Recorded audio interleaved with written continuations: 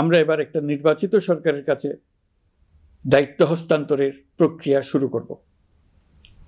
অন্তর্বর্তী সরকারের পক্ষ থেকে আমি প্রধান নির্বাচন কমিশনারের কাছে চিঠি পাঠাবো, যেন নির্বাচন কমিশন আগামী রমজানের আগে 2026 সালের ফেব্রুয়ারি মাসে জাতীয় নির্বাচন অনুষ্ঠানের আয়োজন করেন। আপনারা সকলেই দোয়া করবেন যেন সুন্দরভাবে নির্বাচন অনুষ্ঠান করে এদেশের সকল নাগরিক একটি নতুন বাংলাদেশ গড়ার কাজে সফলভাবে এগিয়ে যেতে পারে। আমরা সরকারের পক্ষ থেকে এই নির্বাচন যাতে সুষ্ঠু, শান্তিপূর্ণ এবং উৎসবমুখরভাবে সম্পন্ন করা যায় সেই জন্য সকল প্রকার সাহায্য সহযোগিতা প্রদান করব। এবারের নির্বাচন যেন আনন্দ উৎসবের দিক থেকে, শান্তি শৃঙ্খলার দিক থেকে, ভোটার উপস্থিতির দিক থেকে, সৌহার্দ্য আন্তরিকতার দিক থেকে দেশের ইতিহাসে স্মরণীয় হয়ে থাকে।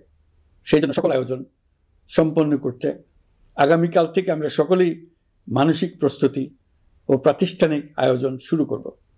নির্বাচনে ভোটারদের সম্পর্কে দুই একটা কথা বলতে চাই। এবার আমরা প্রবাসী ভোটারদের ভোট দেওয়ার আয়োজন নিশ্চিত করতে চাই।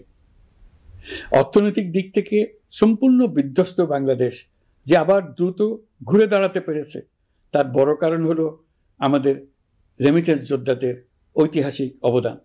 নির্বাচনে তাদের অংশগ্রহণ নিশ্চিত করার জন্য নির্বাচন কমিশন প্রস্তুতি নিচ্ছে।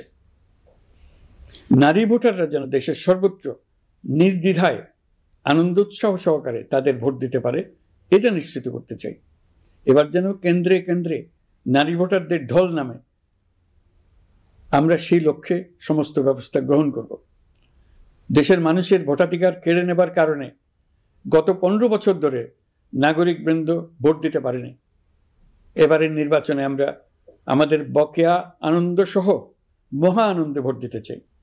এবারের নির্বাচনে জীবনে প্রথমবার ভোট দিতে যাবে এরকম ভোটাররা নানা উৎসবের মধ্য দিয়ে ভোট কেন্দ্রে যাবে, তাদের এই দিনটি স্মরণীয় করে রাখার জন্য।